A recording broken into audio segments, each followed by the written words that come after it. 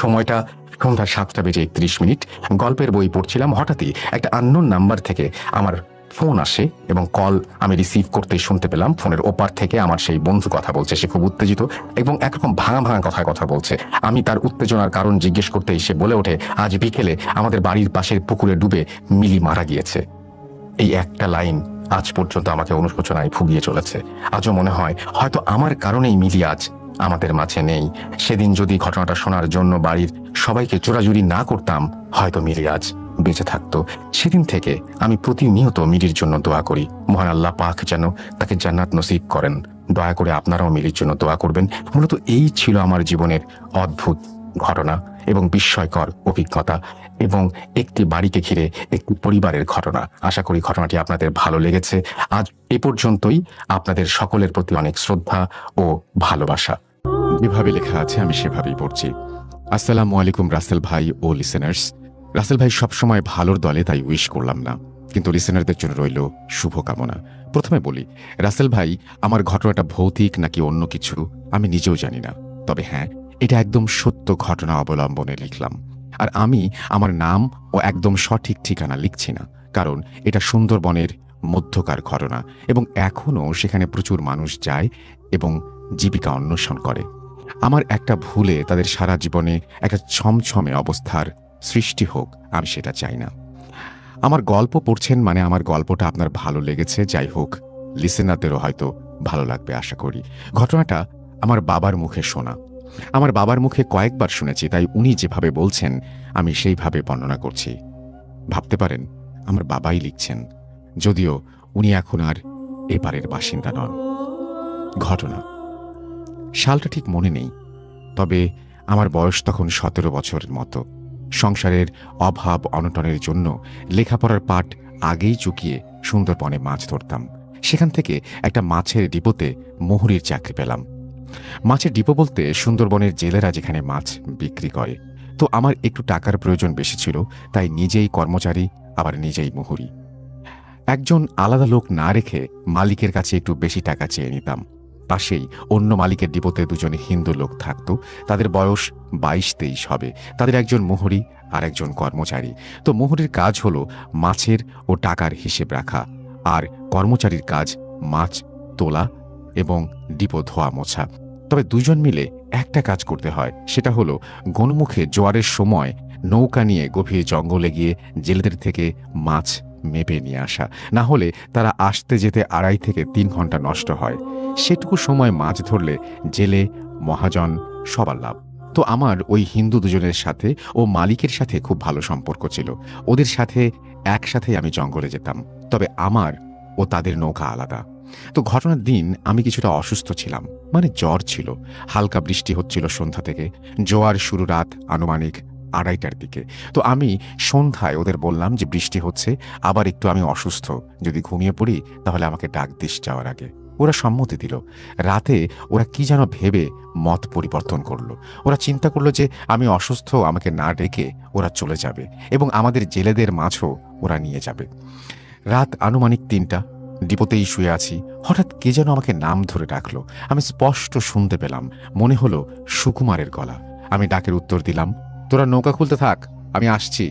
আমি জেলেদের জন্য পান সুপারি বিড়ি ম্যাচ আর দাড়িপাল্লা ও ঝুড়ি নিয়ে নৌকায় আসলাম। ডিপোগুলো নদীর পাড়ে হয় আর ডিপোর খুঁড়িতে নৌকা বাঁধা থাকে, কিন্তু ওখানে সুকুমারদের নৌকা দেখতে পেলাম না। আমি কিছুটা অবাক হলাম, মাত্রই তো আমাকে ডাকলো। যাই হোক, ভাবলাম আমার দেরি হয়েছে, তাই মনে হয় আগে আগে যাচ্ছে। যদিও আমি মোটেই দেরি করিনি। বিসমিল্লাহ বলে নৌকা ছাড়লাম। ওরা দুইজন নৌকা বাইছে আর আমি একা। স্বভাবতই আমার পেছনে থাকার কথা, আমি সেটা মনে করে নৌকা বাইছি। বড় নদী রেখে একটা ছোট খালে এসে পড়লাম। এই খালটা বেশ দূরের এবং আঁকাবাঁকা, কয়েকটা ছোট শাখাও আছে। নিয়মিত যাতায়াত না করলে যে কেউ পথ ভুল করে। হালকা বৃষ্টি হচ্ছে। খালের এপারে গাছের ডালপালা ও ওপারের গাছপালা সাথে মিশে আছে। ঘুটঘুটে অন্ধকার।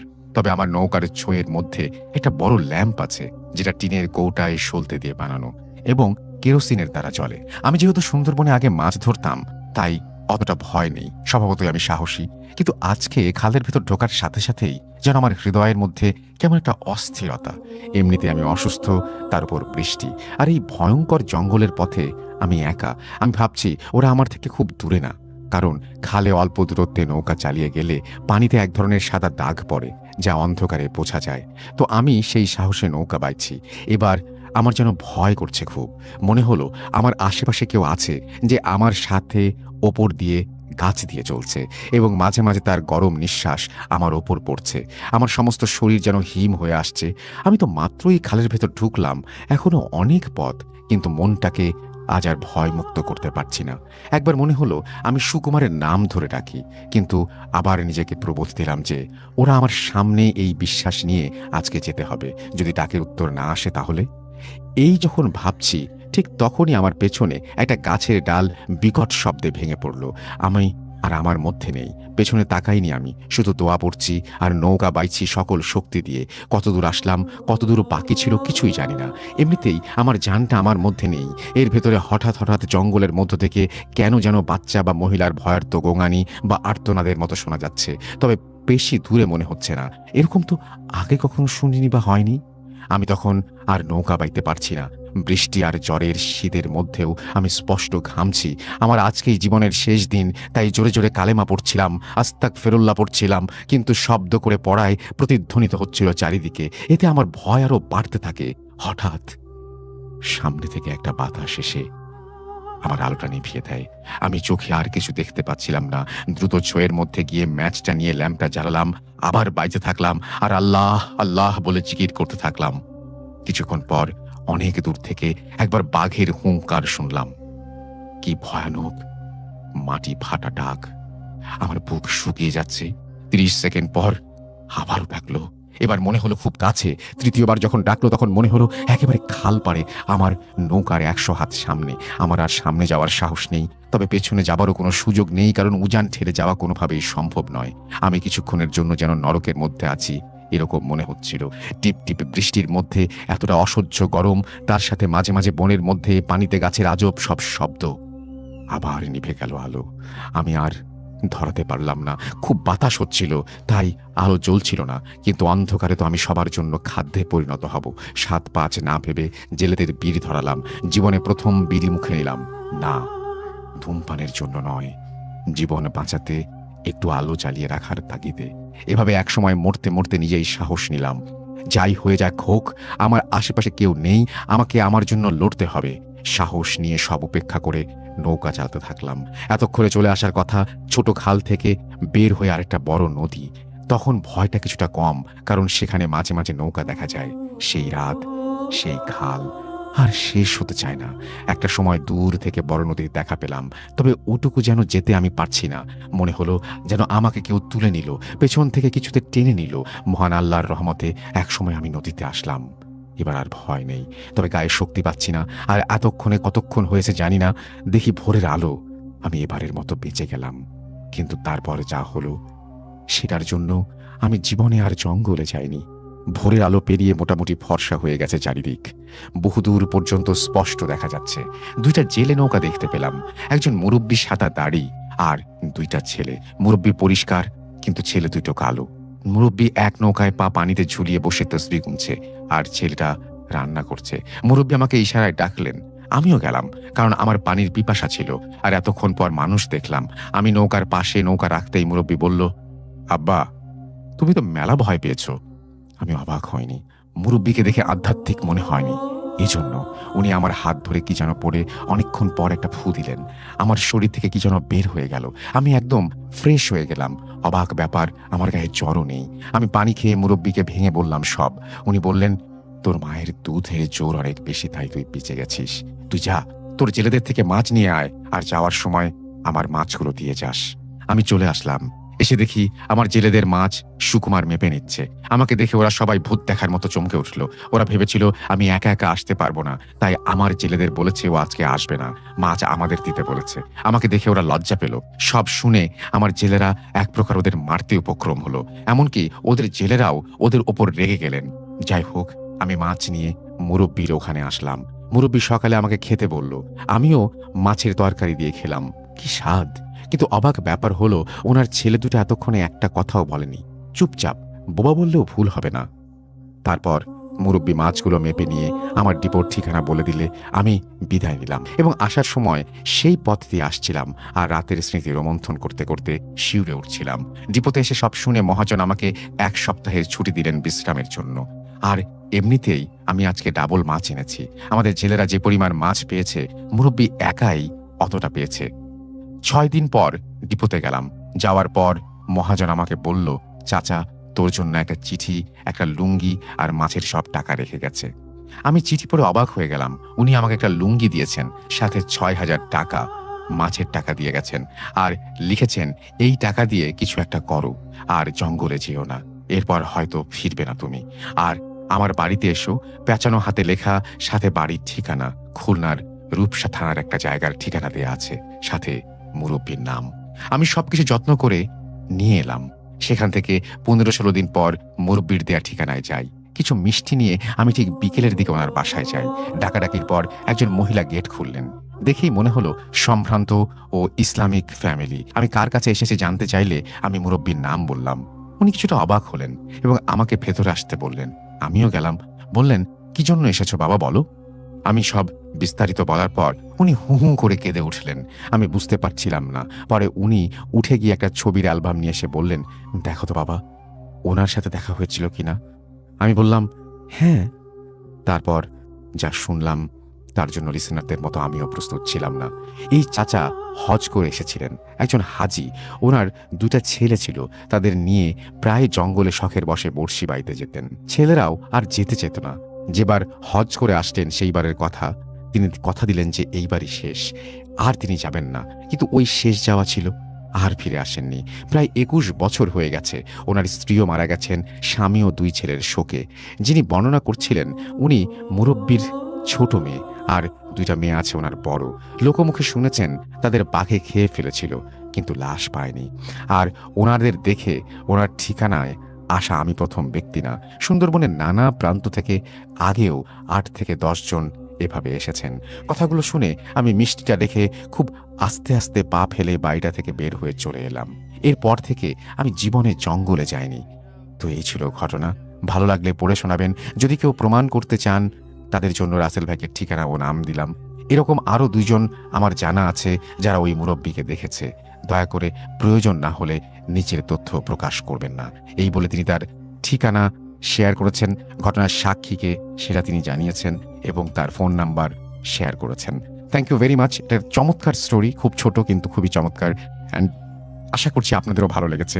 আমি এখানে বাঘ খেতে এসেছে, মানে এখানে সেও কিন্তু বাঘের হুঙ্কার শুনেছে। এখন এই বাঘটা কি স্বাভাবিক কোনো বাঘ নাকি অস্বাভাবিক কিছু, এই বিচারের ভার আপনাদের উপরে। এবং এই যে ভয়ে হঠাৎ করে পরিবেশ বদলে গেল, একজন অচেনা মানুষের সাথে দেখা হলো এবং খুঁজতে গিয়ে দেখা গেল তিনি মৃত একজন, এগুলোর ব্যাখ্যা যদি জানা থাকে অবশ্যই আমাদের জানাবেন। আজ আমি আপনাদের সাথে যে ঘটনাটি শেয়ার করব সেটা রাজশাহী জেলার দুর্গাপুর উপজেলার কানপাড়া নামক গ্রামের একটি ঘটনা। আমাদের লিসেনারদের মধ্যে যারা গ্রামটি চেনেন তাদের কাছে আমি আন্তরিকভাবে দুঃখিত, কারণ সেই গ্রামে যে বাড়ির ঘটনাটি আমি শেয়ার করতে যাচ্ছি সেই বাড়ির মালিক আমাকে তার নাম এবং মূল ঠিকানা প্রকাশের অনুমতি দেননি। তিনি পেশায় একজন ব্যবসায়ী হলেও মাঝে মাঝে নিজ জমিতে কৃষিকাজও করে থাকেন। গ্রামের প্রায় সবাই তাকে চেনেন। ঘটনাটিতে পারিবারিক যোগসূত্র রয়েছে বিধায় তিনি বাইরের মানুষের কাছে প্রকাশ করতে চান না। আমি 2017 সালের 7 নভেম্বর আমার এক বন্ধুর সাথে কানপাড়া গ্রামে গিয়েছিলাম। সত্যি বলতে আমার জন্ম গ্রামে হলেও কৃষিকাজের ব্যাপারে সম্মুখ কোনো ধারণা ছিল না, অর্থাৎ সামনে থেকে কখনো কৃষিকাজ দেখিনি। তাই আমার বন্ধুর বাবা নিজেই কৃষিকাজ করেন এটা জানার পর আমি নিজে থেকেই তাদের বাড়িতে গিয়ে কয়েকদিন থেকে কৃষিকাজ দেখার দাওয়াত চেয়ে বসি। আমার বন্ধুও খুশি মনে রাজি হয়ে যায়, কিন্তু কিছুক্ষণ পর তার চোখ মুখে আমি একরকম চিন্তার ছাপ লক্ষ্য করেছিলাম। ওর অবস্থা দেখে আমি একটু লজ্জাই পেয়ে গিয়েছিলাম, কারণ আমার মনে হচ্ছিল যে সে হয়তো ভাবছে তার বাড়ির লোক আমাকে দেখলে কি ভাববে, আমাকে কোথায় থাকতে দেবে, এরকমই কিছু একটা। তাই একটা সময় লজ্জা কাটিয়ে কথাটা বলেই ফেললাম, আচ্ছা আমি তোদের বাড়িতে গিয়ে কদিন থাকলে কোনো সমস্যা হবে? বাড়ির লোক তোকে কিছু বলবে? এটা শুনে একটু চমকে উঠে সে বলল, আরে না না, এরকম কোনো ব্যাপার নেই। বরং আমার বাবা মা মাঝে মাঝেই আমাকে ফোন করে বন্ধুদের বাড়িতে নিয়ে যাওয়ার জন্য বলে। আসলে আমাদের আত্মীয় স্বজন অনেক দূরে দূরে থাকার কারণে খুব একটা বেড়াতে আসে না। এটা শুনে আমি তার চোখ মুখে লেগে থাকা চিন্তার কারণটা জিজ্ঞেস করতেই সে কিছুটা চুপ হয়ে যায়। আমি অনেকবার কারণটা জিজ্ঞেস করেছি, কিন্তু সে কিছুতেই আমাকে বলেনি। শুধু বলল, এখন তো আলুর বীজ বোনা হয়ে গিয়েছে, সেভাবে দেখার মতো কিছু নেই। তাই আমি আগামী মাসের প্রথম দিকে তোকে বাড়িতে নিয়ে যাব। ওখানে গিয়ে আলু তোলার কাজ দেখতে পারবি আর গ্রামটাও ঘুরে দেখবি। এটা শুনে কি যে আনন্দ হচ্ছিল আমার, সেটা বলে বোঝাতে পারবো না। আমিও দিনটার জন্য অপেক্ষা করতে থাকি। বহুল প্রতীক্ষার পর নভেম্বরের 6 তারিখ বিকেলবেলা আমার বন্ধু আমাকে কল করে। সে বলে, আগামীকাল আমি বাড়ি যাচ্ছি। ছোট চাচা বাইক নিয়ে আসার কথা ছিল, কিন্তু তিনি একটি ব্যক্তিগত কাজে আটকে গিয়েছেন, তাই কাল সকাল 8টার দিকে বাসে করে রওনা হবে। তুই তো যেতে চেয়েছিলি আমার সাথে, যাবি? ওর কথা শুনে আমি যে কতটা খুশি হয়েছিলাম তা বোঝানো যাবে না। আমি তাৎক্ষণিকভাবে রাজি হয়ে যাই এবং ব্যাগপত্র গুছিয়ে নিই। কলেজে সে সময় ছুটি থাকায় এবং রাজশাহী থেকে খুব একটা দূরে না যাওয়ার কারণে বাড়ি থেকেও খুব একটা বাধা দেয়নি আমাকে।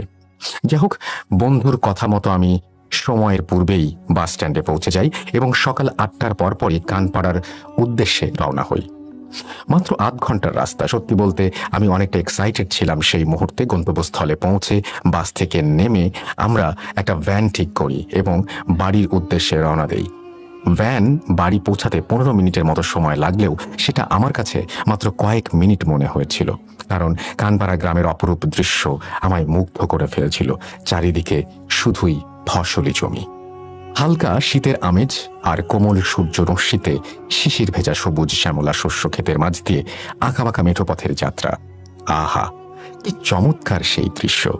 গ্রাম বাংলার এই অপরূপ সৌন্দর্য উপভোগ করতে করতেই একটা সময় বন্ধুর বাড়িতে পৌঁছে গেলাম। গিয়ে দেখলাম বড় বড় 4টি টিনের ঘরের মাঝে একটি বিশাল উঠোন। সে সময় বন্ধুর পরিবার সম্পর্কে আমার ধারণাটা যেন ভুল প্রমাণিত হলো। তারা মধ্যবিত্ত নয়, উচ্চবিত্ত পরিবার ছিল।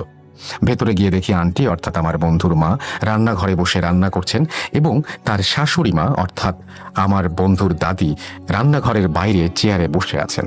তার 5 বছর বয়সী ছোট ভাই বাড়ির উঠোনে খেলা করছে। আমাদের দেখতে পেয়ে তারা 3জনেই উঠে এলেন। আমরা দুজন দাদিকে সালাম করার পর দাদি আমাদের মাথায় হাত রেখে বললেন, আজ অনেক দিন পর বাড়িটা যেন পরিপূর্ণ মনে হচ্ছে। এসো দাদু ভাই, ভেতরে এসো। এরপর আমরা রান্নাঘরের পাশে বসেই অনেকক্ষণ গল্প করি। রান্নাঘর আর গোয়াল ঘর পাশাপাশি হওয়ার কারণে দেখতে পেলাম একজন মহিলা গরুর দেখাশোনা করছেন। পরে জানতে পারলাম তিনি এই বাড়িতে কাজ করেন। আমার বন্ধুর বাবা আগে থেকেই জানতো যে আমরা বাড়িতে যাচ্ছি, তাই তিনি আমাদের জন্য বিশেষ কিছুর ব্যবস্থা করে রেখেছিলেন। তিনি কোনো এক কাজে আমার বন্ধুকে মাঠে ডেকে নেন। যাবার সময় আমার বন্ধু আমাকে তার ঘরটি দেখিয়ে দিয়ে বলে, তুই ঘরে গিয়ে ফ্রেশ হয়ে নে, আমি কিছুক্ষণ পর এসে তোকে মাঠে নিয়ে যাব। ও চলে যাবার পর আমি আমার ব্যাগ নিয়ে ওর রুমের দিকে যাই। বলে রাখা ভালো, দাদির রুম আর আমার বন্ধুর রুম পাশাপাশি ছিল এবং মাঝখানে একটি অ্যাটাচড বাথ ছিল। আমি দাদির ঘরের সামনে ব্যাগটি ফেলে রেখে ফ্রেশ হওয়ার জন্য বাথরুমে ঢুকে যাই। বাথরুম থেকে বেরিয়ে ব্যাগটি নিতে গিয়ে দেখি আমার ব্যাগ সেখানে নেই। আমি আমার বন্ধুর রুমে ঢোকার পর দেখতে পেলাম আমার ব্যাগটা মাটিতে পড়ে আছে। দেখে মনে হচ্ছিল কেউ যেন বিরক্তি নিয়ে ব্যাগটি এখানে ফেলে রেখে গেছে। তবে ব্যাপারটা স্বাভাবিকভাবেই নিলাম। দাদি অথবা আন্টি হয়তো রুমে এসেছিল, আমার ব্যাগটি এখানে দেখতে পেয়ে তারা হয়তো এই রুমে রেখে গিয়েছেন। আমি হাত মুখ মুছে কাপড় পাল্টে বাইরে গিয়ে দাদিকে বললাম, দাদি আপনি শুধু শুধু কষ্ট করে ব্যাগটা নিয়ে গেলেন কেন ভেতরে? আমি নিজেই নিয়ে যেতাম। এটা শুনে উনি কিছুটা অবাক দৃষ্টিতে আমার দিকে তাকিয়ে বললেন, দাদু আমি বা তোমার আন্টি তো এখান থেকে উঠিনি। ও আচ্ছা, মিলি হয়তো তোমার ব্যাগটা ভেতরে নিয়ে গিয়েছে। মিলি? মিলি সেই মহিলাটির নাম যিনি তাদের বাড়িতে কাজ করেন এবং একটু আগেই যাকে আমি গোয়াল ঘরে দেখতে পেয়েছিলাম। তবে আমি আবারও গোয়াল ঘরের দিকে তাকিয়ে দেখি উনি গরুর খড় কাটছেন। এত কম সময়ের মধ্যে ঘরে এসে আমার ব্যাগটা ওই রুমে রেখে আসা, ব্যাপারটা কেমন যেন গোলমেলে লাগছিল। তবে তখন বিষয়টি নিয়ে আমি খুব একটা মাথা ঘামাইনি। একটু পর দাদি আমাকে তার পাশে বসিয়ে সকালে নাস্তা করান, আর নাস্তা করতে করতে আমার বন্ধুও কাজ শেষ করে বাড়িতে ফিরে আসে। ও হ্যাঁ, আরেকটা বিষয়, আমি এই পরিবারের কোনো সদস্যের নাম এখনো পর্যন্ত উল্লেখ করিনি এবং করবও না। কিন্তু শুধু মিলির নামটাই কেন উল্লেখ করলাম তা ঘটনা শেষে ইনশাল্লাহ আপনারা জানতে পারবেন। যা হোক, আমরা 2 বন্ধু একসাথে নাস্তা শেষ করে ফসলি জমির কাজ অর্থাৎ কৃষি কাজ দেখার উদ্দেশ্যে বেরিয়ে পড়ি। সে আমাকে তাদের নিজেদের জমিতে নিয়ে যায়। গিয়ে দেখলাম সেখানে তার বাবাও কাজ করছেন। মূলত সেখানে গিয়েই আঙ্কেলের সাথে আমার প্রথম দেখা। সত্যি বলতে দিনটা আমার জন্য অসাধারণ ছিল। আমি যে ওই দিন কত কিছু শিখেছি এবং জেনেছি তার ধারণার বাইরে। জমির কাজ শেষে প্রায় সন্ধ্যার দিকে আমরা বাড়িতে ফিরি। এসে দেখি খাবার টেবিলে আমাদের জন্য এক বিশাল আয়োজন। সারাদিন ঘোরাঘুরি করে বেশ খিদেও পেয়েছিল, তাই দেরি না করে বসে পড়ি। সেখানেও সবার সাথে অনেক আড্ডা। আসলে আমি কখনো ভাবিনি যে একদিনের পরিচয়ে ওনারা আমাকে এতটা আপন করে নেবেন। যা হোক, খাওয়া দাওয়ার শেষে যে যার মতো নিজ নিজ ঘরে চলে যাই। গ্রামের সবাই প্রায় 10টা নাগাদ শুয়ে পড়লেও শহরের জীবনের বদভ্যাসের কারণে আমি আর আমার বন্ধুর ঘুম আসছিল না। তাই আমরা দুজন গল্প করতে থাকি। একটা সময় সেও ঘুমিয়ে পড়ে। কিন্তু এত দৌড়ঝাঁপের পর শরীরটা ক্লান্ত থাকলেও আমার কেন যেন ঘুম আসছিল না। তাই আমি ফেসবুকিং করতে থাকি।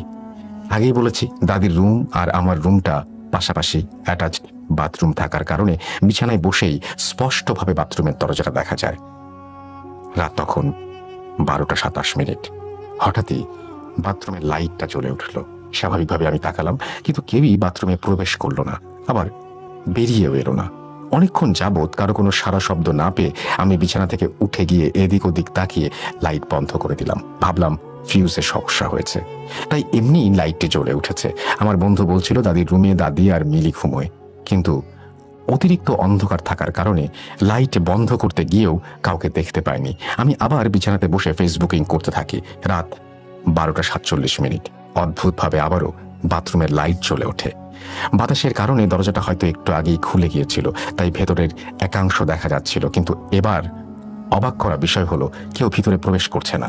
তাই কিছুক্ষণ অপেক্ষা করার পর বিছানা থেকে নেমে যেই না বাথরুমের কাছে যাব, তখনই দেখতে পেলাম দাদি বাথরুমের বাইরে একটি টুলের ওপর বসে আছেন, আর তিনি আমার দিকেই তাকিয়ে আছেন, আর তার চোখ মুখ কেমন মলিন হয়ে রয়েছে।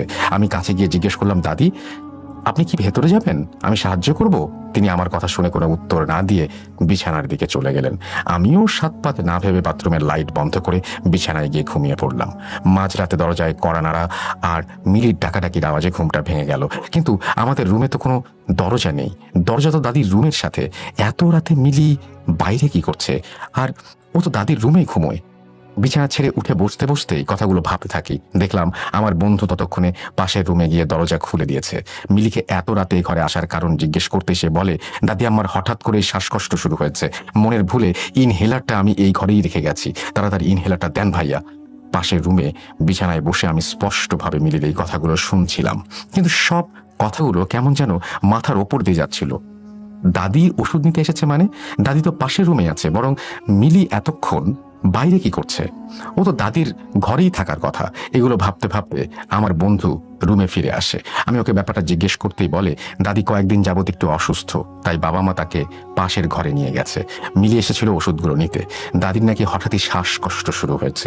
ওর কথা শুনে আমি হতভম্বের মতো জিজ্ঞেস করলাম, কি বলছিস এসব? দাদির ওষুধ নিতে এসেছে মানে? দাদি তো পাশের ঘরেই আছে। আমি একটু আগে দেখলাম, একটু আগে দেখা হলো আমার সাথে। এবার আমার কথা শুনে আমার বন্ধু হকচকিয়ে গেল এবং বলল, আরে ব্যাপারটা ঠিক ওরকম নয়। ঘুমের ঘরে কি বলতে কি বলেছি। আসলে দাদি অসুস্থ হবার কারণে বাবা মা মিলিকে পাঠিয়েছিল ওষুধ সহ দাদিকে পাশের রুমে নিয়ে যাবার জন্য। তুই এখন এগুলো নিয়ে ভাবিস না তো, ঘুমিয়ে পড়। কাল সকালেও অনেক কাজ আছে, আর মাঠে তো যেতে হবে নাকি। চল চল চল চল চল, তাড়াতাড়ি শুয়ে পড়। এইভাবে আরো কয়েকটা কথা বলে আমাকে একরকম বুঝ দিয়ে ঘুম পাড়িয়ে দেয়। আমি ব্যাপারটা নিয়ে একটু দ্বিধাদ্বন্দ্বের মধ্যে থাকলেও একটা সময় ঘুমিয়ে পড়ি। পরের দিনটা বেশ ভালোভাবেই কেটে যায়। সেদিন খুব একটা সমস্যা হয়নি, কিন্তু তার পরের দিন রাতে আমি আমার জীবনে প্রথমবারের মতো নিজের চোখের সামনে অদ্ভুত কিছু লক্ষ্য করেছি। ঠিক প্রথম দিনের মতোই রাতে বিছানায় বসে ফেসবুকিং করছিলাম। হঠাৎ করে বাথরুমের লাইটটা জ্বলে উঠল, কিন্তু পাশের রুমে তো কেউ নেই। বরাবরের মতো ফিউজে প্রবলেম ভেবে আমি লাইট বন্ধ করতে যাওয়ার সময় রুমে থাকা ঘড়ির দিকে চোখ পড়তে দেখতে পেলাম আবারও সময়টা ঠিক 12টা 27 মিনিট। কিন্তু আগের দিনের রাতের কথাটা তখন আমার মাথায় ছিল না, তাই স্বাভাবিকভাবে লাইটটা বন্ধ করে আবারও বিছানায় চলে আসি।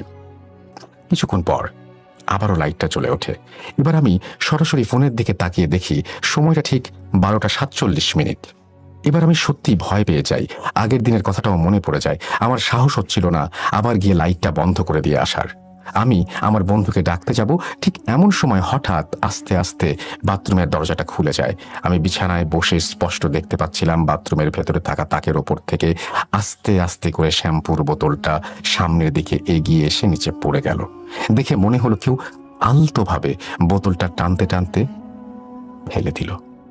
এবার আমি যেন বাকরুদ্ধ হয়ে গেলাম। আমার পাশে শুয়ে থাকা বন্ধুকে ডাকার মতো শক্তিও তখন যেন আমার মধ্যে ছিল না। অনেক কষ্টে বন্ধুকে ডেকে ঘুম থেকে উঠিয়ে বিষয়টা খুলে বলার চেষ্টা করলাম, কিন্তু বারবার আমার কথা আটকে যাচ্ছিল। সত্যি বলতে প্রথমবার এতটা ভয় পেয়েছি। যা হোক, কোনোভাবে তাকে বিষয়টা জানানোর পর সে এক প্রকার হেসে ব্যাপারটা উড়িয়ে দিল। বলল, এত রাত অবধি জেগে আছিস, তুই সব ভুলভাল দেখছিস, শুয়ে পড়।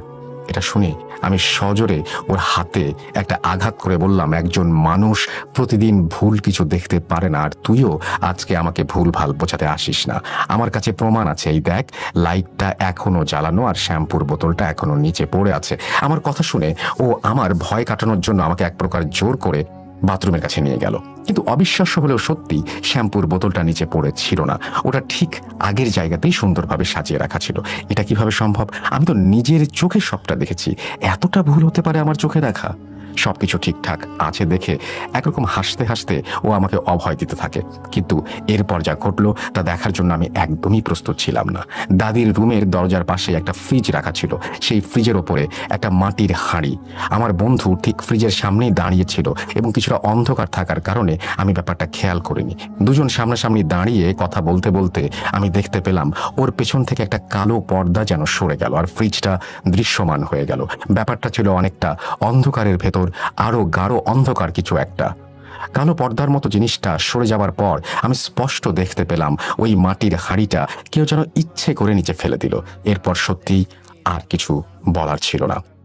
আমরা দুজনই প্রচন্ড রকমের ভয় পেয়ে গিয়েছিলাম আর দরজা খুলে বাইরের উঠোনে বেরিয়ে এসেছিলাম। আমি অনেকটা উত্তেজিত হয়ে চেঁচামেচি শুরু করে দিলেও আমার বন্ধুকে দেখলাম সে স্বাভাবিকভাবেই কথা বলে আমাকে আশ্বস্ত করার চেষ্টা করছে। এদিকে আমার চিল্লাচিল্লি শুনে পাশের ঘর থেকে সবাই উঠে এসেছেন। এরপর সবটা তাদের খুলে বলি এবং ওনারা সবটা শুনে আমাকে সান্ত্বনা দিতে থাকেন। স্বাভাবিক অবস্থায় ফিরে আসার পর আমি তাদেরকে এরকমটা হবার কারণ জিজ্ঞেস করেছিলাম, কিন্তু তারা আমাকে কোনো উত্তর দেননি।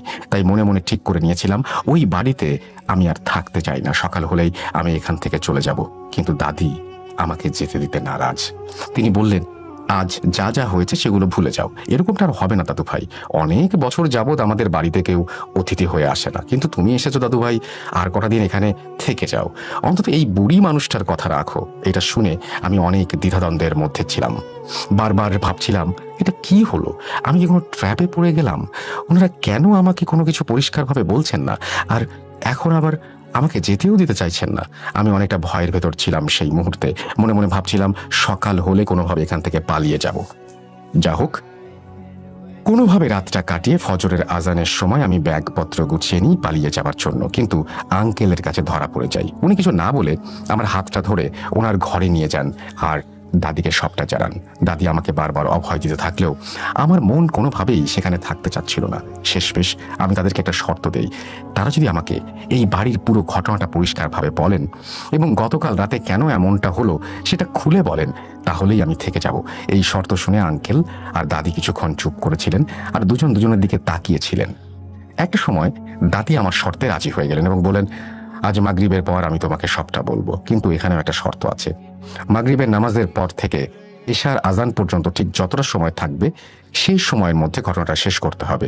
যদি কোনো কারণে আমি সেই সময়ের মধ্যে সম্পূর্ণ ঘটনা শেষ করতে না পারি, তাহলে তুমি আমাকে বা এই বাড়ির কাউকে আর কখনোই এই ঘটনার ব্যাপারে জিজ্ঞেস করতে পারবে না। মনের ভেতর ভয়ের সাথে সাথে ঘটনাটি শোনার তীব্র আগ্রহ থাকার কারণে আমি দাদির শর্তে রাজি হয়ে যাই। সেদিন মাগরিবের সময় আঙ্কেল আমাকে অজু করে নামাজে যাবার কথা বললেন এবং নামাজ শেষে সোজা বাড়িতে ফিরে আসতে বললেন। আমি ঠিক তার কথা মতোই কাজগুলো করলাম। বাড়িতে ফেরার পর দেখলাম দাদি এবং বাড়ির অন্যান্য সদস্যরা তার ঘরে বসেই আমার জন্য অপেক্ষা করছেন। আমি ভেতরে ঢুকতেই আঙ্কেল আমার মাথায় ফু দিয়ে বিছানার ওপর গিয়ে বসতে বললেন। এরপর দাদি একে একে ঘটনাগুলো বলতে শুরু করলেন। ঘটনাটি দাদি আমাকে যেভাবে বলেছিলেন আমি ঠিক সেভাবেই লেখার চেষ্টা করছি। সময়টা 1969 সালের 3রা ফেব্রুয়ারি, আমার বিয়ের দিন। জন্মের সময় মা হারানো এক সন্তানের দায়িত্ব নিতেই বিয়েটা করেছিলাম। সেটা আর কেউ নয়, তোমার বন্ধুর বাবা। হ্যাঁ, সে আমার আপন বোনের ছেলে, কিন্তু তাকে জন্ম দিতে গিয়ে আমার বোন এই পৃথিবীকে বিদায় জানায়। মাহারা মাত্র কয়েকদিনের শিশুটিকে মৃত্যুর মুখ থেকে বাঁচানোর জন্য এবং তার দায়িত্ব নিজ কাঁধে তুলে নেবার জন্য আমি বিয়েটা করেছিলাম। সত্যি বলতে আমি সেদিন সঠিক সিদ্ধান্তই নিয়েছিলাম। বিয়ের পর সবকিছু ঠিকঠাকভাবে চলছিল, কিন্তু 2 বছর পর পাকিস্তানি হানাদার বাহিনীর নির্বিচারে নির্মমভাবে বাঙালি হত্যা আমার জীবন থেকে সুখ শান্তি কেড়ে নেয়। 71-এর যুদ্ধে আমি আমার বাবার বাড়ির সবাইকে হারিয়েছি, কিন্তু নিজের এবং 2 বছরের ছোট শিশুর জীবন রক্ষার্থে আমি আমার শ্বশুর বাড়ির লোকদের সাথে ভারতে পালিয়ে যাই।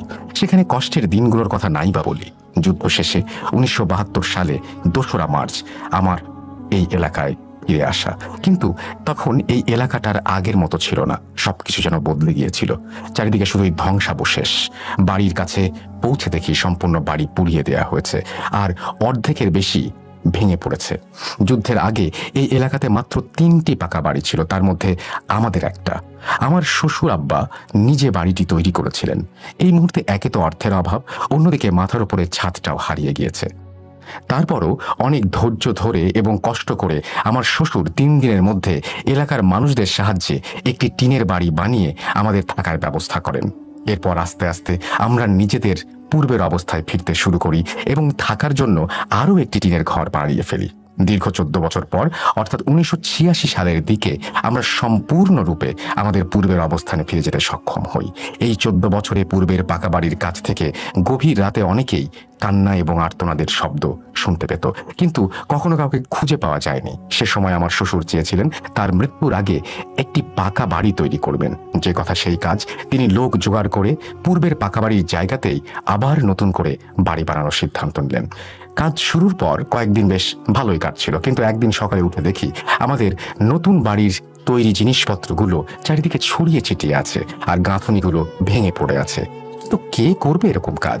এলাকায় আমাদের তো কোনো শত্রু নেই, বরং এলাকার সবাই যে যার মতো করে আমাদের সাহায্য করেছেন বাড়িটি বানানোর জন্য। যা হোক, অনেক আলাপ আলোচনা আর তদন্তের ভিত্তিতে কোনো অপরাধী না পাওয়ায় বাবা আবারও নতুন করে বাড়ির কাজ শুরু করলেন। এবারও ঠিক একই অবস্থা। কদিন খুব ভালোভাবেই কাজ চলছিল, কিন্তু হঠাৎই সব আগের মতো লণ্ডভণ্ড হয়ে গেল। এবার বাবার মনে কিছুটা সন্দেহ জাগলো। তিনি পাশের গ্রামের মসজিদ থেকে একজন ইমামকে নিয়ে এসে জায়গাটা দেখিয়ে পুরো ঘটনাটি বললেন। ইমাম সাহেব কিছুক্ষণ জায়গাটি ঘুরে দেখার পর বাবাকে বললেন, এখানে অদ্ভুত কিছুর উপস্থিতি টের পাচ্ছি, কিন্তু আমার পক্ষে খুব একটা বেশি কিছু করা সম্ভব নয়। আপনি বড় কোনো হুজুরের শরণাপন্ন হন। এটা বলে তিনি চলে যান। আমার শ্বশুর অনেক ধৈর্যশীল এবং সাহসী ব্যক্তি হবার কারণে কিছুদিন অপেক্ষা করার পর বড় আলেমের খোঁজ করতে থাকেন। একটা সময় তিনি সিলেটে মাজারে এক হুজুরের খোঁজ পান। তারপর তিনি নিজেই সেখানে গিয়ে হুজুরের সাথে কথা বলে বাড়িতে আসতে রাজি করান। হুজুর বাড়িতে এসে টিনের ঘরে পা রাখতেই বলেন, নতুন বাড়ির জায়গাটায় ওই রমণীরা কারা? কি করছো তোমরা ওখানে? হুজুরের কথা যেন আমাদের মাথার উপর দিয়ে গেল। কোথায় রমণী? ওই জায়গায় তো কাউকেই দেখতে পাচ্ছি না। উনি কাদের সাথে কথা বলার চেষ্টা করছেন? প্রথমে ওনাকে পাগল ভেবেছিলাম, কিন্তু ওই দিন রাতে নতুন করে বাড়ির জায়গাটায় চক্কর কাটতে গিয়ে তিনি কাদের সাথে যেন বিড়বিড় করে কথা বলছিলেন। একটু পর ফিরে এসে তিনি যা বললেন সেটা একদম অবিশ্বাস্য। আমরা সবাই তার কথা শুনে যেন বাকরুদ্ধ হয়ে গিয়েছিলাম। তিনি বললেন, যুদ্ধের সময় তোমরা চলে যাবার পর সেপ্টেম্বরের দিকে এই এলাকায় পশ্চিম পাকিস্তানের বাহিনীরা এসেছিল। সে সময় এই এলাকা সবচেয়ে সুরক্ষিত ছিল বিধায় তারা এখানে ক্যাম্প করেছিল, আর তাদের ক্যাম্পটি ছিল তোমাদের সেই পাকা বাড়ি। 23 দিনের অবস্থানে অনেককেই তারা হত্যা করেছে, আর প্রায় 8 জন নারীকে তোমাদের এই পাকা বাড়িতেই পাশবিক নির্যাতনের শিকার হতে হয়েছে, এবং একটা সময় সকলকে উলঙ্গ অবস্থায় হাত পা বেঁধে ঝুলিয়েও রাখা হয়েছিল। ঠিক 23তম দিনের রাতেই মুক্তিবাহিনীর লোকেরা ক্যাম্পে আক্রমণ করে এলাকা দখল করতে সক্ষম হয়। গুলিবিদ্ধ নিহত মিলিটারিদের ওই বাড়িতে নিয়ে গিয়ে আগুন লাগিয়ে দেয় মুক্তিবাহিনী, এবং সেখানে সেই জায়গাটাতে যে সমস্ত নারীদের তারা নির্যাতন করে হত্যা করার জন্য রেখেছিল সেই সমস্ত নারী এবং সবাই মিলে সেখানে তারা মৃত্যুবরণ করে, এবং এই জায়গাটায় 8 জন জিন আটকা পড়ে। যেখানে তারা নারীদের যে নির্যাতন করেছিল সেই 8 জন নারীর জিন সেখানে আটকা পড়ে, এবং তারা এখানে কোনো পাকা বাড়ি ওঠাতে দেবে না। এটা বলে। হুজুরের এই কথা শোনার পর আমাদের সবার মাথায় যেন বাজ পড়ল, সবাই প্রায় চুপ করে গিয়েছিলাম। কিন্তু আমার শ্বশুরের শেষ ইচ্ছা ছিল একটি পাকা বাড়ি বানানো। তিনি হুজুরকে অনেক অনুরোধ করেন কোনো একটা ব্যবস্থা করে দিতে। বাবার অনেক জোরাজুরি করার কারণে হুজুর একটা সময় আমাদের সাহায্য করতে রাজি হন। পরের দিন সকালে তিনি নতুন বাড়ির জায়গাটা বন্ধ করবেন বলে আমাদের কিছু সামগ্রী জোগাড় করতে বললেন। আমরা তার কথা মতো প্রয়োজনীয় সামগ্রী জোগাড় করতে সক্ষম হই এবং পরের দিন ঠিক ফজরের নামাজের সময় তিনি একটি কাগজে কিছু একটা লিখে তাতে কিছু শুকনো ফুলের পাপড়ি মুড়ে একটা কাচের বোতলে রাখলেন। পরবর্তী সেই কাচের বোতলের মুখ একটি সাদা কাপড় দিয়ে বেঁধে নতুন বাড়ির জায়গায় একদম মাঝ বরাবর পুঁতে দিলেন। এরপর তিনি বললেন, জায়গাটি এই মুহূর্তে বন্ধ করে দিয়েছি, তাই আপাতত নতুন বাড়ি ওঠাতে কোনো সমস্যা দেখা দেবে না, কিন্তু নতুন বাড়ি তৈরি হওয়ার পর যেদিন থেকে আপনারা বাড়িতে বসবাস শুরু করবেন সেই দিন থেকে ৭১ দিন পূর্ণ না হওয়া পর্যন্ত বাড়িতে কোনো প্রকার মাছ রান্না করা যাবে না, মাংস রান্না করা যাবে না, এবং এই নিয়ম মেনে চললে ৮ জন জিন এই জায়গাটি ছেড়ে চলে যাবে। এই ৭১ দিন মাছ এবং মাংস ছাড়া আপনারা অন্য সব ধরনের খাবার গ্রহণ করতে পারবেন। তবে হ্যাঁ, যদি ৭১ দিন সম্পূর্ণ হওয়ার পূর্বে বাড়িতে মাছ মাংস আনা হয় বা রান্না করা হয় তাহলে বাড়ির কোনো সদস্য বড় ক্ষতি হবে এবং এই পাকা বাড়িও আর বাসযোগ্য থাকবে না। এরকমটা হলে পরবর্তীতে আমার পক্ষেও বিশেষ কিছু করা সম্ভব হবে না। যা হোক, হুজুর তার হাদিয়া নিয়ে আমাদের বাড়ি থেকে বিদায় নেন এবং আমরাও নতুন বাড়ি কাজ শুরু করে দিই। আল্লাহর অশেষ রহমতে আমরা ২ মাসের মাথায় কাজ সম্পন্ন করি এবং ৬ জন সদস্য নিয়ে সেখানে বসবাস করতে শুরু করি। হুজুরের কথা মতো নতুন বাড়িতে ওঠার পর আমরা মাছ মাংস খাওয়া ছেড়ে দিই। এভাবেই আমাদের দিনকাল ভালোই চলছিল, কিন্তু সবকিছু ভালো চলতে থাকার মধ্যে মূল ব্যাঘাতটা ঘটিয়ে বসি আমি আগে থেকেই ভেবে রেখেছিলাম একদম ৭২তম দিনে সবাইকে মাছ মাংস রান্না করে খাওয়াবো। তাই আমার স্বামী অর্থাৎ তোমার বন্ধুর দাদুকে বলি বাজার থেকে মাছ মাংস নিয়ে আসার জন্য। কিন্তু দিন গণনার হিসাব নিয়ে তার মনে একটু সন্দেহ থাকলেও আমার জোরাজুরির কারণে সে বাজারে গিয়ে মাছ মাংস আনতে এক প্রকার বাধ্য হয়। প্রায় ২.৫ মাস পর সেদিন বাড়িতে মাছ মাংস রান্না হয়। বাড়ির সবাই যেন খুব খুশি হয়ে যায়। দিনটা বেশ ভালোই কেটেছিল, বলতে গেলে অন্যান্য দিনের তুলনায় অনেকটা ভালো। ও হ্যাঁ, একটা বিষয় বলতে ভুলে গিয়েছিলাম, সে সময় আমার একটি ৯ বছর বয়সী মেয়েও ছিল। সে তার দাদুর খুব ভক্ত ছিল, বলতে গেলে প্রতি রাতে দাদুর কাছেই ঘুমাতো। সেবার আমাদের জমিতে বেশ ভালো ধান হবার কারণে আমি, আমার স্বামী এবং ছেলে ধানের কাছেই ব্যস্ত ছিলাম। সেদিন রাতের বেলা পুরনো বাড়িতে গোলায় ধান তুলছিলাম আমরা ৩ জন। অন্যদিকে আমার শ্বশুর, ননদ এবং আমার মেয়ে নতুন বাড়িতে ছিল। রাত গভীর হবার কারণে এবং কাজ শেষ না হবার কারণে আমরা সে রাতে পুরনো বাড়িতেই থেকে যাই। এরপর হয়তো আনুমানিক রাত ৩টা আমি, আমার স্বামী ও আমার ছেলে পুরনো বাড়িতে ঘুমিয়েছিলাম। হঠাৎই এক বিকট আওয়াজে আমাদের ৩ জনেরই ঘুমটা ভেঙে যায়। আওয়াজটা কেমন ছিল সেটা ভাষায় প্রকাশ করা সম্ভব নয়। আমরা ৩ জনই চমকে গিয়ে ঘুম থেকে উঠে বাড়ির বাইরে বেরিয়ে আসি। এরপর যা দেখলাম তা আমার পক্ষে বলা সম্ভব নয়। এই বলে দাদি অঝরে কাঁদতে শুরু করলেন, এমনকি আঙ্কেলের চোখেও পানি চলে এসেছিল। এক পর্যায়ে তিনি নিজেকে সামলে দাদিকে সান্ত্বনা দিতে শুরু করেন। প্রায় ৮-১০ মিনিট পর দাদি নিজেকে স্বাভাবিক অবস্থায় এনে আবার ঘটনা বলতে শুরু করেন। আমাদের নতুন বাড়ি ও পুরনো বাড়ির পাশাপাশি হবার কারণে আওয়াজটা খুব স্পষ্ট ছিল। আমরা ৩ জন ঘর থেকে বেরিয়ে এসে দেখলাম আমাদের নতুন বাড়িতে একদম মাটিতে মিশে গিয়েছে। সেখানে মনে হচ্ছিল ওপর থেকে কেউ পাড়া দিয়ে বাড়িটাকে মাটির সাথে মিশিয়ে দিয়েছে। এটা দেখার পর আমি জ্ঞান হারিয়ে ফেলি। আমার ছেলেটাও কয়েকদিন অসুস্থ ছিল, মানসিক ভারসাম্য হারিয়ে ফেলেছিল। বাড়ির ভেতরে থাকা মানুষগুলোর অবস্থা কেমন ছিল সেটা আমার স্বামী এবং এলাকার মানুষরা দেখেছেন। সেই দুর্ঘটনায় আমি আমার শ্বশুর, ননদ এবং ৯ বছর বয়সী মেয়েকে হারাই। মূলত তাদের দাফন কার্য সম্পন্ন হবার পর আমার জ্ঞান ফেরে। সত্যি বলতে যুদ্ধের সময় পুরো পরিবারকে হারিয়েছি আমি, তাই প্রথম দিন ছাড়া এই কষ্টটা হয়তো খুব একটা প্রভাব ফেলতে পারেনি আমার ওপর। কিন্তু আজ সেই কষ্টটা আমি সম্পূর্ণরূপে অনুভব করতে পারি। কেন? তার উত্তরটা একটু পরে দিচ্ছি। এরপর আমার স্বামী সেই হুজুরের ওপর প্রচন্ড ক্ষিপ্ত হয়ে ওঠেন এবং তার খোঁজ করতে সিলেটে চলে যান। তাকে পেয়ে অনেক গালমন্দ করলেও হুজুর তাকে কোনোভাবে শান্ত করে দেন। তিনি আবারও আমার স্বামীর সাথে আমাদের বাড়িতে আসেন, এসে সম্পূর্ণ জায়গাটা ঘুরে দেখেন এবং লক্ষ্য করেন আমাদের নতুন বাড়ির পাশের পুকুরে তার সেই দোয়া পড়া কাচের বোতলটি ভেঙে পড়ে আছে। তিনি আমাদের কাছে এসে জিজ্ঞেস করেন, ৭১ দিন সম্পূর্ণ হবার পূর্বেই কি এ বাড়িতে মাছ মাংস রান্না হয়েছিল? আমি তো বলেছিলাম যেদিন থেকে আপনারা এই বাড়িতে বসবাস শুরু করবেন সেদিন থেকে গুনতে। নিশ্চয়ই কিছু ভুল হয়েছে আপনাদের দ্বারা। এরপর সম্পূর্ণ ব্যাপারটা আমাদের মাথায় চলে আসে, ভুলটা আমারই। নতুন বাড়িতে যেদিন আমরা আমাদের আসবাবপত্রগুলো পারাপার করছিলাম সেদিন অনেকটা রাত হয়ে গিয়েছিল, আর আসবাবপত্রগুলো অগোছালো অবস্থায় পড়ে থাকার কারণে সেই রাতটা আমাদের পুরনো বাড়িতেই কাটাতে হয়েছিল। তাই পরদিন সকালে আমরা আমাদের সব জিনিসপত্র নিয়ে একেবারে নতুন বাড়িতে থাকার জন্য চলে যাই, কিন্তু গণনার হিসাবে আমি একটি ভুল করে বসি। হুজুর বলেছিলেন যেদিন থেকে আমার বসবাস শুরু করব সেদিন থেকে দিন গণনা করতে, কিন্তু যেদিন আসবাবপত্রগুলো পারাপার করা হয়েছে সেদিন থেকে আমি দিন গণনা শুরু করে দেই। তাই আমার হিসাব অনুযায়ী ৭১তম দিনটিকে আমি ৭২তম দিন ভেবে বসি। আমি যদি সেদিন আমার স্বামীর কথা মেনে নিয়ে আর একটা দিন অপেক্ষা করতাম, তাহলে হয়তো জীবনে এই চরম দুর্ঘটনার সম্মুখীন হতে হতো না। সেদিন আবারও হুজুরের কাছে সাহায্য চাইলে তিনি বলেন, আমি এর আগেই বলেছি, একবার ভুল হলে এর সমাধান করা সম্ভব নয়। আমি ওই ৮ জন জিনকে বন্দী করে রেখেছিলাম। ৭১ দিন আপনারা সঠিক নিয়ম মেনে চললে বা চলতে পারলে তাদের ক্ষমতা লোপ পেত এবং তারা জায়গাটি ছেড়ে চলে যেত, কিন্তু এটা হয়নি। তাদেরকে আটকে রাখার কারণে এমনিতেই ক্ষিপ্ত হয়ে গিয়েছিল, আর ৭১ দিন পর নিয়ম ভঙ্গ করার কারণে আমার জাদুর প্রভাব কেটে গিয়েছে এবং তারা মুক্ত হয়ে গিয়েছে। আর আপনাদের ওপর এবং আপনাদের বাড়ির ওপর আগে থেকে তাদের একটা ক্ষোভ থাকার কারণে এটাকে ধ্বংস করে দিয়েছে। তাই এক্ষেত্রে তাদের বিরত করতে আর কোনো কৌশল আমার জানা নেই। তবে আমি একটা ব্যবস্থা করে দিতে পারি, এই বাড়িটি বন্ধ করে দিয়ে যাব, এতে করে তারা কখনো আপনাদের ক্ষতি করতে পারবে না, কিন্তু তারা এই জায়গাতেই থাকবে। আর হ্যাঁ, এখানে আর কখনোই পাকা বাড়ি ওঠানো সম্ভব হবে না। চাইলে টিনের বাড়ি তৈরি করে আপনারা বসবাস করতে পারেন, মাঝে মাঝে আপনারা তাদের উপস্থিতি টের পাবেন, কিন্তু নিত্য প্রয়োজনীয় জিনিসপত্রগুলো তারা এক স্থান থেকে অন্য স্থানে সরিয়ে রাখবে আপনাদের বিভ্রান্ত করবার জন্য, কিন্তু কখনোই তারা আপনাদের ছুঁতে পারবে না বা ক্ষতি করতে পারবে না। এরপর আমরা হুজুরের কথায় রাজি হয়ে যাই এবং তিনি তার মতো করে সবকিছু ব্যবস্থা করে দেন।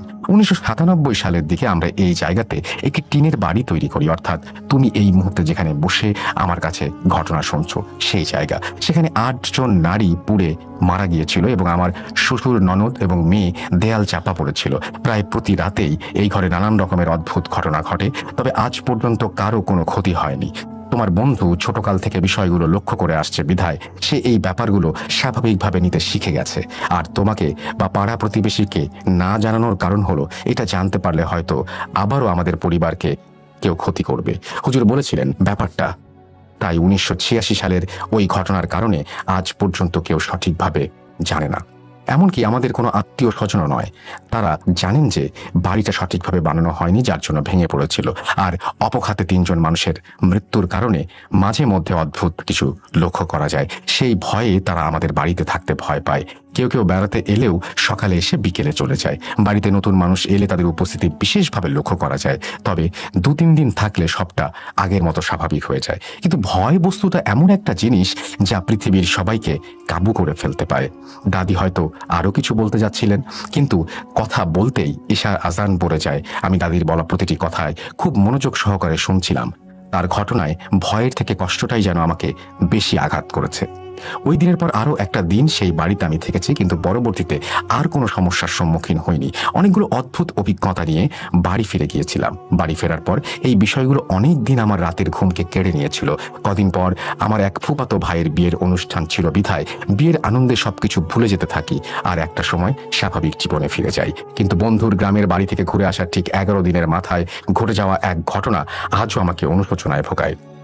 আমি রাসেল আপনাদেরকে রিকোয়েস্ট করছি আমাদেরকে ইমেল পাঠানোর জন্য। আসসালামু আলাইকুম। ভূত.com-এর সকল লিসেনারকে জানাচ্ছি শুভেচ্ছা। আমি আফনান। আজকে ভিন্ন রকমের একটি স্টোরি নিয়ে আপনাদের সামনে হাজির হয়েছি। প্রিয় লিসেনার্স, আপনারা এমন কি কখনো শুনেছেন কোনো ব্যক্তি কারো মৃত্যু স্বপ্নে দেখছে এবং বাস্তবেই তার মৃত্যু হয়ে যাচ্ছে? কি খুব অবাক হচ্ছেন নিশ্চয়ই। হ্যাঁ লিসেনার্স, আমি এখন এমনই একটি ঘটনা আমি আপনাদের সামনে শেয়ার করতে যাচ্ছি। ঘটনাটি যার সঙ্গে ঘটছে তার নাম হচ্ছে আল আমিন। আল আমিনের বাড়ি নড়াইল জেলার লোহাগাড়া উপজেলার লাহোরিয়া ইউনিয়নে। বর্তমানে সে ফরিদপুরের জোবাইদা করিম জুট মিলসে কর্মরত। ঘটনাটি ঘটা যখন শুরু করে তার আগের একটি ঘটনা রয়েছে।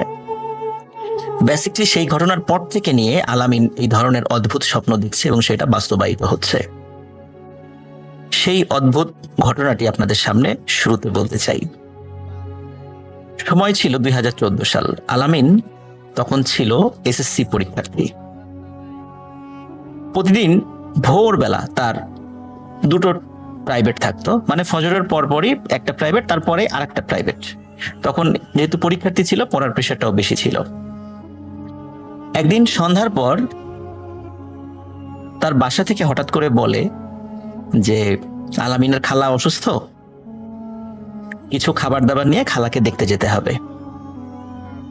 খালার বাড়ি ছিল আলামিনের গ্রাম থেকে 15 কিলোমিটার দূরে এবং বাইসাইকেল চালিয়ে সেখানে যেতে প্রায় 2 ঘন্টা সময় লাগতো। আলামিন শুরুতে যেতে রাজি না হলেও পরবর্তীতে যেতে রাজি হয় এবং আলামিনের মা বাবা তার খালার জন্য বেশ কিছু ফলমূল, খাবার, এই জিনিসগুলো আলামিনকে দিয়ে দেয়। আলামিন সাইকেল চালিয়ে তার খালা বাড়ির দিকে যেতে থাকে। এখানে একটা বিষয় বলে রাখা ভালো, তার খালা বাড়ি যেতে পথে বেশ কয়েকটা ভয়ানক প্লেস পড়ে, যেমন বিশাল একটি বিল, একটি শ্মশান, বট গাছ, তাল গাছ, কবরস্থান, এরকম বেশ কিছু জায়গা পড়ে। আলামিন স্বাভাবিকভাবেই সাইকেল চালিয়ে এই সমস্ত জায়গা পার হয়ে সে তার খালাবাড়িতে চলে যায়, কোথাও কোনো সমস্যা হয়নি।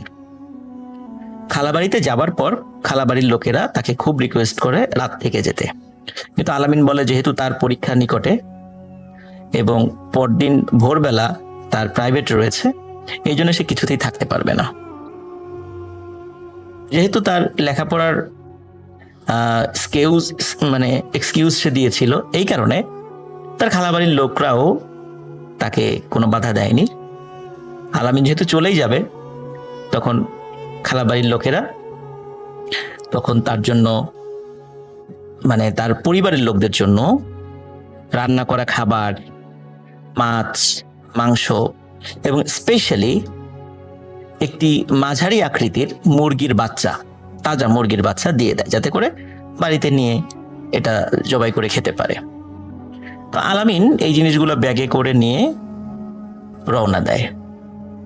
ওই মুরগির বাচ্চাটা ব্যাগের মধ্যে এমনভাবে রেখেছে যাতে করে কোনোভাবেই এটি চাকার সাথে টাচ না করে, এবং এই ব্যাগগুলো আলামিন সাইকেলের পেছনে না রেখেছিল সামনের হ্যান্ডেলের সাথে। আর মুরগির বাচ্চাটা খুব সতর্কভাবে রেখেছিল, কোনোভাবেই যেন চাকার সাথে টাচ না করে এবং আঘাত না খায়। আলামিন সাইকেল নিয়ে খালাবাড়ি থেকে বিদায় নিয়ে চলে যেতে থাকে।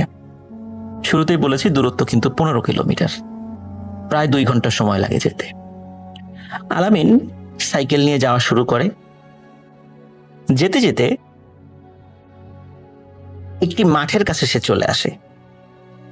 মাঠের কাছে যখন সে চলে আসে, তখন এখানে এসে রাস্তা 2 দিকে চলে গেছে। তখন আলামিন চিন্তা করে যে এই 2 দিকের রাস্তা একটি শর্টকাট রাস্তা আর একটা দীর্ঘ রাস্তা, যেই দীর্ঘ রাস্তা দিয়ে সে সন্ধ্যার পরে বাইসাইকেল চালিয়ে এসেছে। আলামিন চিন্তা করে এত দূর সাইকেল চালিয়ে এসেছে, আমি শর্টকাট রাস্তাতেই যাওয়া ভালো। ওইখানে শর্টকাট রাস্তাতে যাওয়ার সময় একটা বাজার পড়ে, নাম হলো সত্র বাজার। সত্র বাজার থেকে বাজার হয়ে আলামিন যেতে থাকে। যেতে যেতে সে একটি আরেকটা গ্রামের কাছে সে চলে আসে। এই গ্রামটা ছিল হিন্দু পাড়া, সেখানে প্রায় সবাই হিন্দু পরিবার বসবাস করে। আর এই দিক দিয়ে যেহেতু যাচ্ছে, সে চিন্তা করছে যে এই দিক দিয়ে যাওয়ার পথে কিন্তু আরেকটা শ্মশান পড়ে, কবরস্থানও আছে। এখন আলামিন যেটা ভাবছে সেটা হচ্ছে যে যেহেতু অন্য রাস্তা দিয়ে যেতে গেলেও একই সমস্যা ফেস করব, আর এদিক দিয়ে যেহেতু মানুষদের বাসাবাড়ি আছে, পরিচিত বাসাবাড়িও পাওয়া যাবে, কোনো সমস্যা আপদ বিপদ হলে তাদের হেল্প নেওয়া যাবে, এই জন্য আলামিন এই শর্টকাট রাস্তাটা বেছে নেয়। আলামিন ওই হিন্দু পাড়ার মধ্যে দিয়ে সাইকেল নিয়ে যেতে যেতে যেতে যেতে হঠাৎ একটা জায়গায় একটা লম্বা তাল গাছ দেখতে পায়। আলামিন এইটা খেয়াল করে যে তাল গাছের পাশ দিয়ে একজন মহিলা, চুল খোলা এবং তার ওড়নাটা মাটিতে গড়াগড়ি খাচ্ছে, সে সোজা রাস্তার পাশ দিয়ে হেঁটে বিলের মধ্যে নেমে গেল। আলামিন এটা দেখে প্রথমে খুব ভয় পায় যে কি ব্যাপার, সে কি ঠিক দেখলো না ভুল দেখলো। তখন আলামিন চিন্তা করেছে সে ভুলও দেখতে পারে। এই কথা চিন্তা করে আলামিন আবার সাইকেল চালানো শুরু করে। সাইকেল চালাতে চালাতে যখন সাইকেল একটি ব্রিজের কাছে উঠবে ভাব, তখন হঠাৎ করে ব্যাগের মধ্যে থাকা মুরগির বাচ্চাটি প্রচন্ড শব্দে আর্তনাদ করে ওঠে। আলামিন চিন্তা করে কি ব্যাপার, হঠাৎ করে মুরগির বাচ্চা এভাবে শব্দ করলো কেন। আলামিন সাইকেল থামায়। সাইকেল থামিয়ে মুরগির বাচ্চা যেই ব্যাগে রেখেছিল সেই ব্যাগটি খুলে, কিন্তু খুলেই আলামিন হতভম্ব হয়ে যায়। মনে হচ্ছে ওই মুরগির বাচ্চার কেউ ঘাড় ভেঙে এমন ভাবে ভেঙেছে যে ফিনকি দিয়ে রক্ত বের হচ্ছে।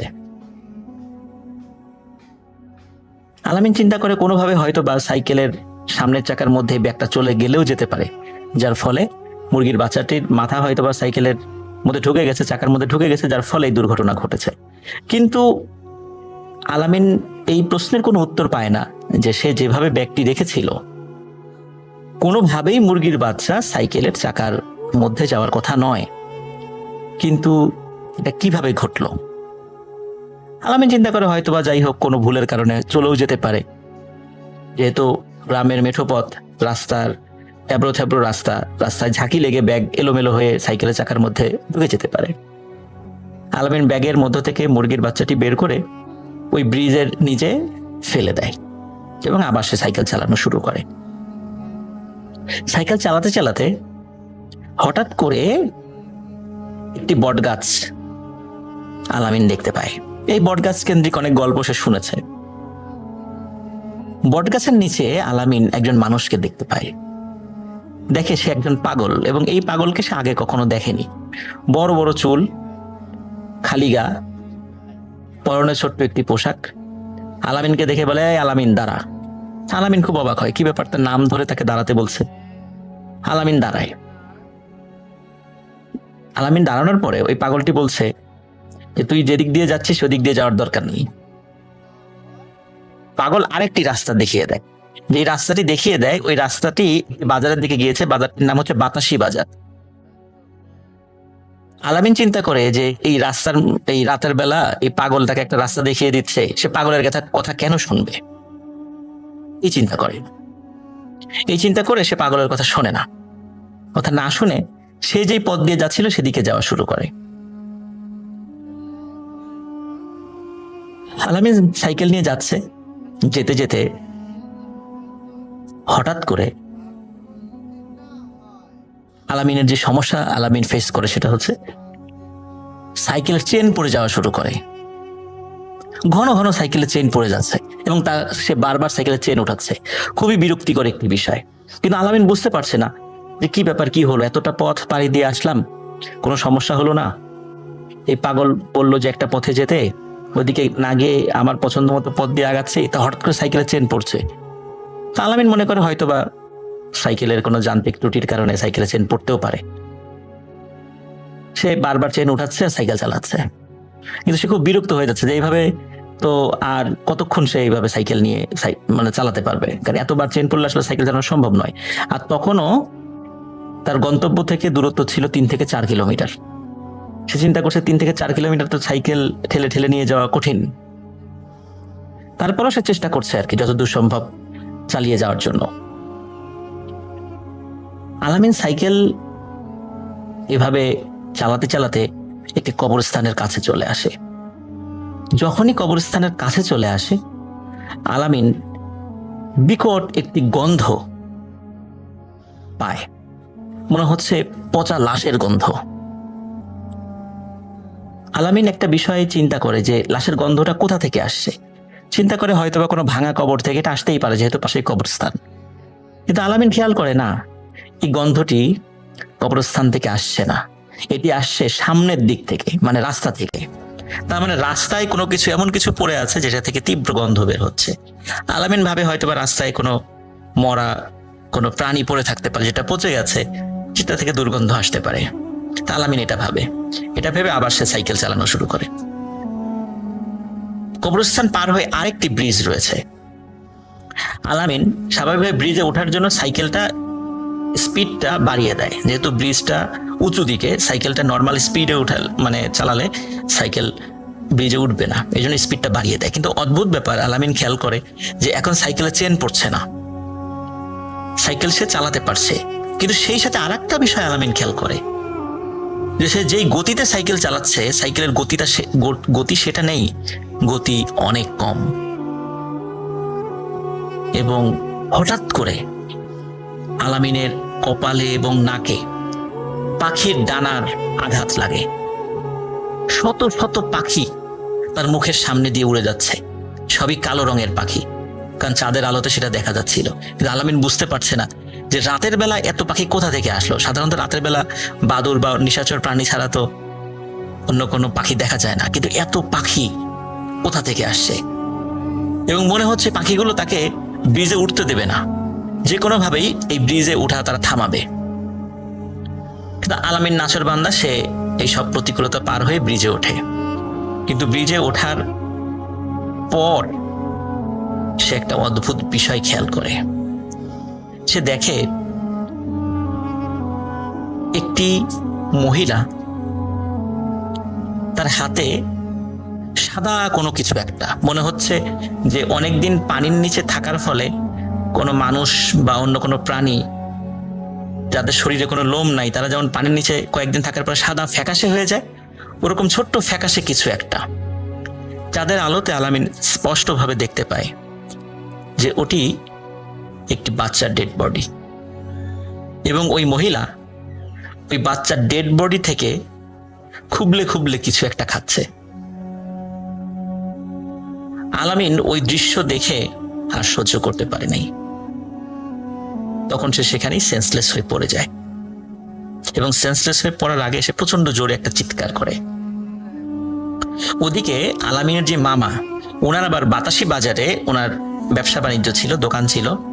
উনি ওই দিন কোনো কারণে দোকান বন্ধ করতে দেরি হয়ে যায়। তো উনি এই দোকান বন্ধ করে যখন বাড়িতে ফিরছিলেন, তখন উনি বাড়ি থেকে বেশ দূরে ছিলেন। তখন আলামিন যে প্রচন্ড জোরে চিৎকার করেছিল, আলামিনের মামার কানে সে শব্দটি গিয়েছিল। তখন উনি কি হলো এই চিন্তা করে আবার পেছনে আসে। পেছনে এসে আলামিনকে অজ্ঞান অবস্থায় পায়। তো আলামিনের সাইকেলের সাথে থাকা ব্যাগ এবং আলামিনকে সাথে নিয়ে উনি বাড়ির দিকে যাওয়া শুরু করেন। কারণ ওনার কাছে ফোন ছিল, ফোনে অন্য লোকদেরকে খবর দেন, তারাও চলে আসে। সবাই মিলে আলামিনকে ধরাধরি করে তার নানার বাড়িতে নিয়ে যায়। পাশে তার নানা বাড়ি ছিল, সেখানে নিয়ে যায়। যে রাত্রে এই ঘটনাটি ঘটে, এটি ছিল বুধবার। পরের দিন বৃহস্পতিবার দিন সকালে ইসলাম ফকির নামক একজন ব্যক্তির কাছে তাকে ট্রিটমেন্টের জন্য নিয়ে যাওয়া হয়। কিন্তু ইসলাম ফকির তাকে জ্ঞান ফেরাতে পারে না। আলামিনের জ্ঞান ফেরে গিয়ে শুক্রবারে আলামিনের যখন জ্ঞান ফেরার পর আলামিন অদ্ভুত কিছু শব্দ বলতে থাকে, যেটা পাশের লোকজন শুনেছে, কিন্তু সেই শব্দের কোনো মিনিং বের করা যাচ্ছিল না। এইভাবে আলামিনের আচরণে কিছু পরিবর্তন দেখা দেয়। সে কাউকে কাছে পেলে মারার জন্য উদ্যত হয়, এবং সে জিজ্ঞেস করে, এই তুই নামাজ পড়েছিস কিনা, ভালো কাজ করেছিস কিনা, এই ধরনের কথা জিজ্ঞেস করে, এবং তাকে মারার জন্য উদ্যত হয়। সবাই তাকে ভয় পেতে থাকে। মোটামুটি ঝাড়ফুঁকের ফলে সে 7 দিন কি 10 দিনের মাথায় সে সুস্থ হয়ে যায়। সুস্থ হওয়ার পর সে পরিবারের কাছে সব ঘটনা খুলে বলে যে আমার সাথে এই ঘটনা ঘটেছে। কিন্তু আরো অদ্ভুত ব্যাপার হচ্ছে, তার মামা বলে যে সেই মুরগিটা তুই কি ফেলে দিয়েছিলিস ব্রিজ থেকে? বলে হ্যাঁ, ফেলে দিয়েছিলাম। বলে না, তোর ব্যাগের মধ্যে তো সেই মুরগি আমরা পেয়েছি। আলামিন বিশ্বাস করে না যে না, এই ব্রিজ থেকে তো আমি মুরগিটা ফেলে দিয়েছিলাম, এবং সেটার মাথা ভেঙে রক্ত বের হয়ে গিয়েছিল। মানে মাথা বলতে ঘাড় ভেঙে, ওটার বাঁচার আর কোনো সম্ভাবনা ছিল না, এই জন্য আমি ফেলে দিয়েছিলাম। তখন আলামিনের মামা আলামিনকে সাথে নিয়ে সেই মুরগির কাছে নিয়ে যায়। এটা আমরা গ্রামের ভাষাটাকে পলো বলি। পলোর মধ্যে এই মুরগির, আবার হাঁসের বাচ্চা, মুরগির বাচ্চা, এগুলো রেখে দেওয়া হয়, রেখে ওর উপর থেকে খাবার দেওয়া হয়। পলো দিয়ে মাছও ধরে। গ্রামের অনেকে এই পলোর সাথে পরিচিত থাকবেন অবশ্যই। তো আলামিনের মামা দেখায় ওই পলোর মধ্যে যে এই যে দেখ সেই মুরগিটা, এই মুরগিটাই তোর ব্যাগের মধ্যে আমি পেয়েছিলাম। আলামিন দেখে আসলেই তো তাই, এটাই তো সেই মুরগি, যে মুরগিটা তার খালা বাড়ি থেকে দিয়ে দিয়েছিল, এবং যেটা আহত অবস্থায় সে ফেলে দিয়েছিল। সম্পূর্ণ অক্ষত অবস্থায় এই মুরগিটা কিভাবে আসলো আবার? তখন আলামিনের আত্মীয় স্বজন খুব ভয় পেয়ে যায়। ওই সময়টা ছিল সন্ধ্যার সময়। সাথে সাথে ওই মুরগিটা পলো থেকে ছেড়ে দেওয়া হয়, এবং মুরগিটা দৌড় দিয়ে জঙ্গলের মধ্যে মিলিয়ে যায়। পাশে ঝোপঝাড় ছিল, সেখানে মিলিয়ে যায়, এবং ওই মুরগিটা পরবর্তীতে আর কেউ কখনো দেখেনি।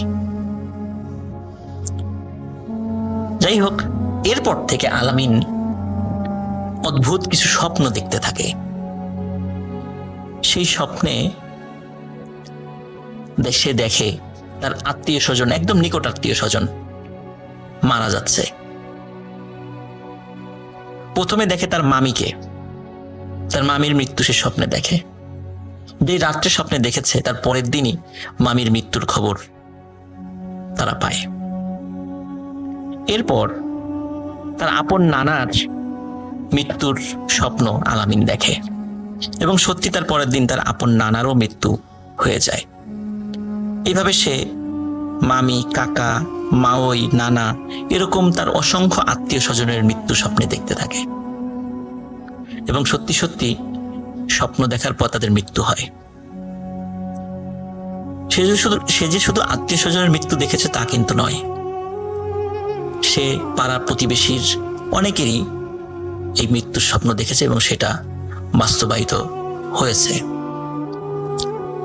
প্রিয় লিসেনার্স, আপনারা একটি মর্মান্তিক দুর্ঘটনার কথা অনেকেই স্মরণ করতে পারবেন।